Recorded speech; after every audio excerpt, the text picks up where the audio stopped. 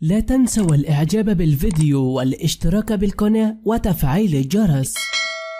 السلام عليكم ورحمة الله وبركاته. لا نصدق من تكون الزوجة الثانية للملك محمد السادس لمكحتمن. ظهرت زكية الدرويش في فيديو قالت فيه: اسمي زكية الدرويش، هويتي الطبخ، أعشق الإبداع في تقديم الأطباق في قالب سهل بدون تعقيد. وقد زار الملك محمد السادس مطعم صغير لديها وأعجب بطبخها وأراد التعرف عليها بعد الأميرة ليلى سلمى. من هنا بدأت القصة. وقد كانت زكية الدرويش أعيد انتخابها مسؤولة مغربية في منصب رفيع بلجنة الحفاظ على أسماك تونة. أعيد انتخاب زكية الدرويش في منصب النائب الأول رئيس اللجنة، وقد كان منهم التصويت للملك محمد السادس. وحظى ترشيح المسؤولة بتأييد واسع من بعد التعرف عليها وبما فعله مع ملك المغرب، حيث تفاعل معها